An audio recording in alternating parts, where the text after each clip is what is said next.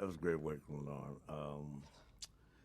Like I said, it took me about a year and a half to realize, what he was really about. But I really liked his focus and the fact that certainly when I was with there, he was usually the fountain of a whole lot of the ideas, not all of them.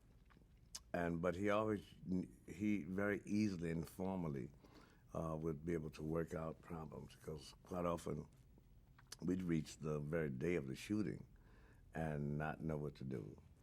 And there were a couple of times when we had seen skits that had those endings that nobody could figure out. But no, he was really very much. He was a hard taskmaster in terms of his ethics about getting there on time and doing your job. But um, you know, all of us made a couple of mistakes, which basically a couple of times I thought I should have been fired actually. But you know, he, and that's not just me, but a couple of us. And I think his idea was more like, if he really decided he wanted to get rid of Villa, it would have to be his decision. Because a couple of times particularly when I was being asked to audition for it, um, there were a couple of people who didn't even want me to audition.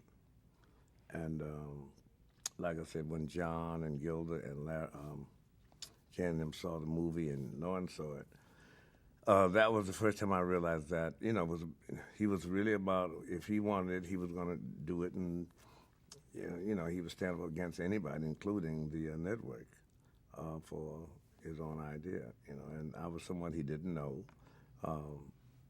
Yet, I know that my initially getting on there came despite a lot of nays from some of the producers.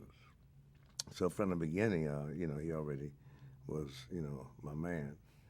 And it wasn't so much that he would bring into the room and scold you himself, but there was always a unified thing for the public, which I appreciated.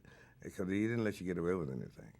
But there was only one person who left, and I think that person left because they wanted to. That was Chevy,